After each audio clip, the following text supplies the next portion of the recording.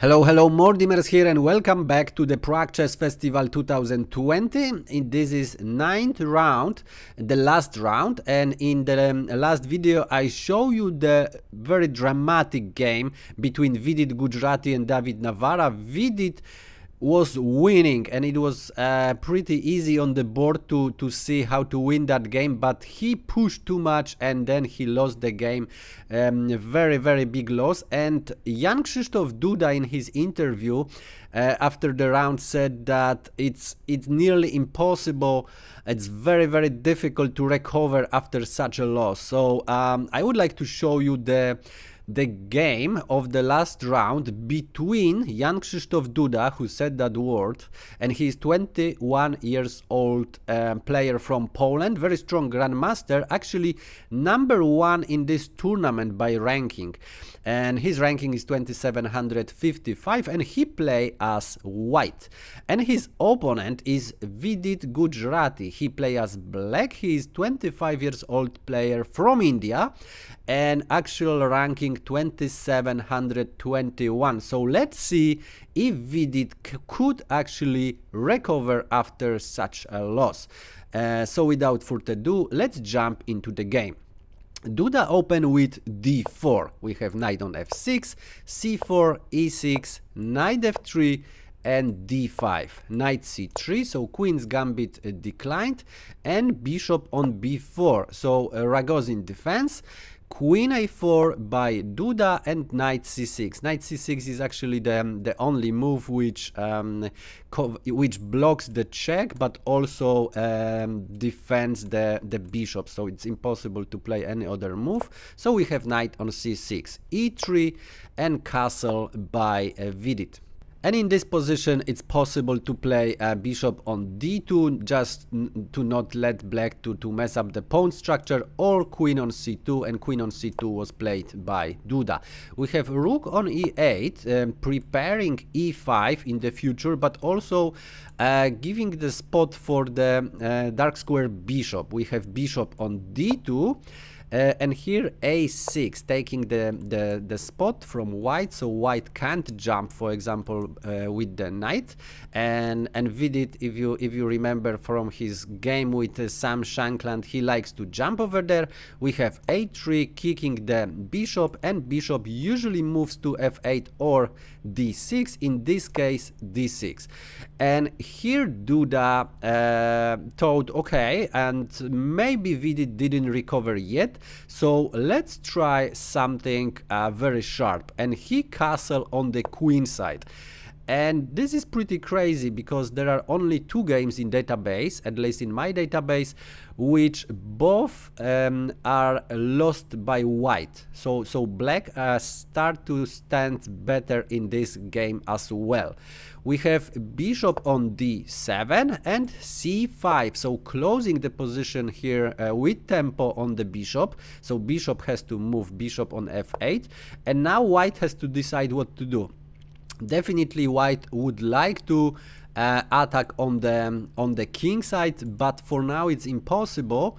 So e4 first, and now this is the threat. e5 is the threat, and after the knight is moved, but actually there is no space to move by knight, so knight would have to move here, and this would be very strong attack if the bishop also join. And maybe the rook even, that would be very devastating. So d takes on e4 has to be played. We have knight on e4, knight on e4, and queen on e4.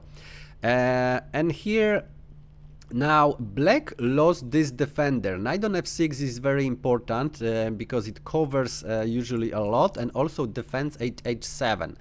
So it's important piece usually in the defensive plans. So black has to do something on the king side.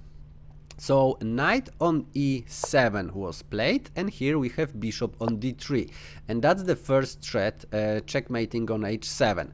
we have g6, the strongest move, of course, and knight e5. So something definitely is going on. And here Vidit Gujrathi probably should go for bishop on a4 with attack on the rook, and rook is quite good piece on the d file because it defends in the future d4, which is quite weak in this pawn structure. So white probably would just exchange the light square bishops, and after bishop on g7, position of black is pretty well, and both players just can enjoy the game. But we have bishop on c6, so black of course don't care about the exchanging for this bishop for the wonderful knight on e5, and black of course think that okay, I'm going now with tempo on the queen. However, queen can move to f4, and now we have a threat of attacking f7, and f7 is not defended now because rook is on e8. So that's the problem. Knight on f5 was played, so now blocking this this file, but now we have g4, so the knight should move, and knight can move to h6, but it's pretty passive. Better move is bishop on h6. So we have knight on c6, and here b takes on c6. Of course, bishop on f4 it's impossible to play because we have knight on d8, and after bishop on d2, yes, with tempo, but after king on d2 and rook takes on d8, then this knight is still hanging. So g takes on f5, and white are you know, up the minor piece and of course winning the game. So that was not possible, so b takes on c6, and now this is a weakness of Vidit Gujrathi, but also it gives black the possibility actually to play on the semi-open b file. So let's see what happened in the game. We have queen on e4, because of course queen still is under attack. And now bishop takes on d2, we check, rook takes on d2, and knight e7, because now knight is under attack, so knight on e7. We have bishop on c4, so moving the bishop to this very strong diagonal, and there are always some tactics with these pawn structures, and the king on g8. So black has to be very careful here. Knight d5 solved that problems, and this is very good outpost for black knight. We have h4, so the attack continues. Queen f6, so bringing the queen closer to the action. We have h5, and here e5. So black want to open the position here and play something, have some counterplay in the center. And here what white could play maybe would be h takes on g6, h takes on g6, and after rook on d3 try to you know, double the rooks on the h file and attack. But after e takes on d4, queen takes on d4 because queen is under attack, so queen on d4. Black would just exchange the queens, and everything would be fine for black. White stands slightly better because of this pawns, but that would give some chances for black. This is why Duda just wait. So he made king on b1, the waiting move. Maybe not the greatest move, but it's also not so bad. The only problem is that there are some jumps in some cases, and you know, this knight can fork the king and the queen. The only problem is that the rook should be first on the b file, which in some lines is possible. But we have rook on d8 by Vidit Gujrathi. However, if he play rook on b8, that would be more interesting. Now king would have to be moved because of this threat, so king would have to be moved on e1, and now e takes on d4 and queen takes on d4, and the position would be slightly better for white. But black would have a lot of possibilities to play. So for example, queen on f3 comes to mind with attack on the rook. and also there would be some possibilities of attacking the king here, because this file is semi-open, and also the knight can jump in some cases, so white would have to be careful. But black didn't go for this line. Instead, the rook was played on d8, and that's quite passive move. Now white's gonna get the initiative, and now we have rook on e2. So now e takes on d4 is of course impossible because of checkmate on the last rank, and after king on g7 we would have h6 checkmate, so that's unplayable. So knight on f4 with attack on the rook first, rooks move on e3, and knight go back to d5 and still attacking the rook. Duda answer with taking the pawn on g6, and now black has to decide what to do. Of course, knight on e3 is impossible to take because of the bishop on f7, so g takes on f7 with check, king f8, and now picking up the rook. And then picking up the knight, so of course white would be up the material, and it's minor piece up, so of course easy win, so that would be impossible. And also queen on g6, which seems to be the best move, but actually it's in favor of white. Queen takes on g6, h takes on g6, and now rooks can be double on the open h file. So king should move somewhere, king f8, but still rook h8, king actually can move to g7, can move back, and white just can exchange the material and win the game. Rook e1, and black has to do something with the pawn, so push the pawn, but then bishop takes on a6, and of course it's winning with two extra pawns, and one of these pawns are the passed pawn, so white would have a quite comfortable win. This is why in this position Vidit Gujrathi didn't take by the queen. He want to, you know, keep the queen. Maybe with queens he can create some counterplay. So we have h takes on g6, rook e to h3, and then here we have king on f8. So it looks quite dangerous, so better to make some evacuation of the king. And here in this position Duda was thinking what to do, and there are a lot of moves, but he couldn't you know, find anything else. And this move is not liked by engine at all, but he just picked up the pawn on a6.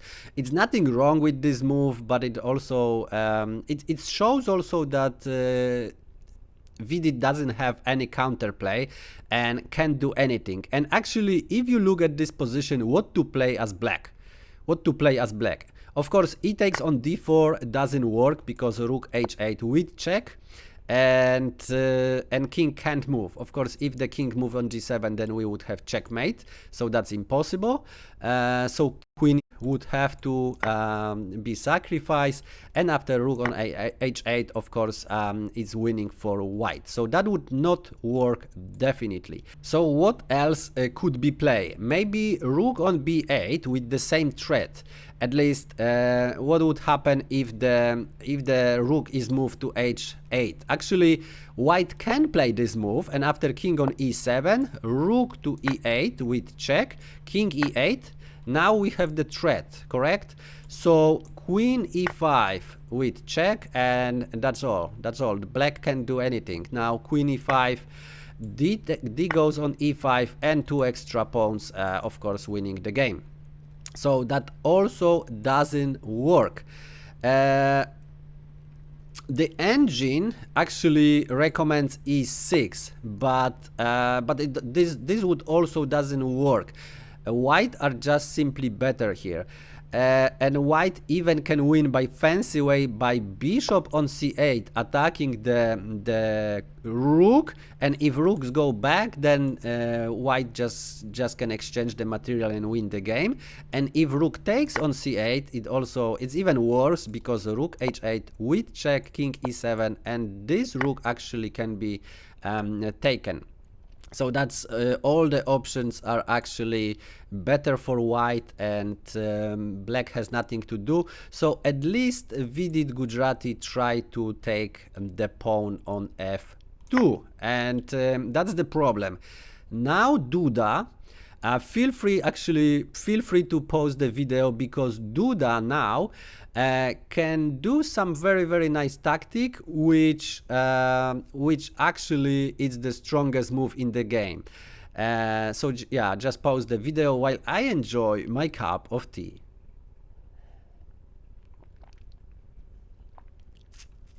Okay, ready? So if you found rook on f3, then congratulations, you are as strong as Krzysztof Duda, the grandmaster with 2755 ranking, and #1 ranked player in the Prague Chess Festival tournament. And however, we are looking for much stronger move, and the much stronger move is rook on f1, and actually black has not much choices. Black actually have to play some crazy stuff like, okay, black of course can pick up the rook, but that will be sacrifice of the queen, of course losing the game. Can try actually knight on c3 with check and attack on the queen. So rook takes on c3, which it looks very weird. But now e captures on d4 with attack on the rook, but also discover attack on the queen. And now queen can move on h1. And this is actually black actually cannot do anything. So can just takes on f1, queen f1, and d takes on c3, b takes on c3, and white are actually up the material, minor piece up. So of course that would be winning. So that was the best option for white. However, Duda played rook on f3, and it looks like it's the same strong, but it's not. Actually here rook on b8 could be played by Vidit, but he didn't find. He just actually thought, okay, I just lost this game, I have nothing to do. But if he play queen on b8, it's not a winning move, it's not drawing move, but this is the move which still give him some chances to play.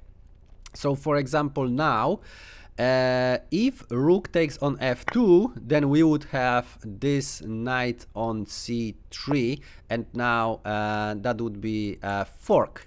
Actually, this fork could happen, and then after king on c2, knight could takes on e4, and white of course still stands better. But at least black has some, you know, some chances and are still in the game. However, after rook on f3, Vidit play queen takes on d4. So he just moved the queen and tried to exchange the queens, but Duda said, okay, I don't want to exchange the queens.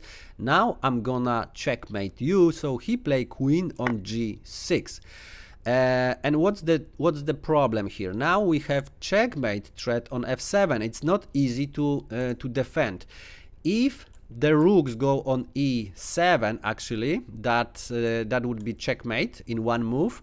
If another rook moves, it's also not really better, because now we would have also rook on h8, and after king is moved, then we would have queen takes on f7, and checkmate is in another move. So that also doesn't work.